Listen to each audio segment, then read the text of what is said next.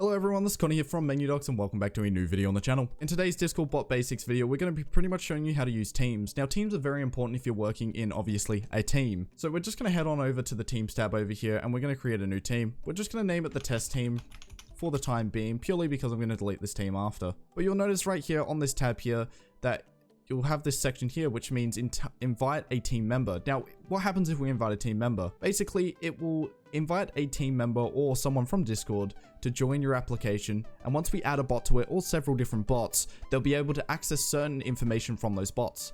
One of the most important parts of this is the token. Now at the moment Discord only allows for the person that you add to have an admin perm, but hopefully later down the line they'll add different team roles. So it is paramount that you only add people that you trust into this. So now we're going to head on back to applications. We're going to click on our testing application here. And also you'll notice down here that there is a transfer app to team. Now we're going to click on this button.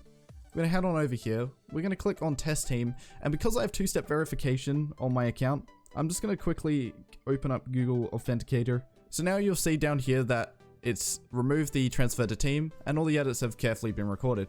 Now, if we head on over to teams, you'll notice that we have the test team. If we click on the team, how are we going to access that bot? Now, we can't access that bot from here.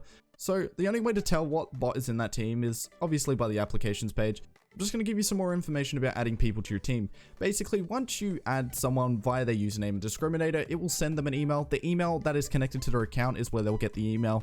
And all they have to do is accept it and then they'll be added. That ends off this video for today. In the next video, I'll be showing you how to public or private your bot.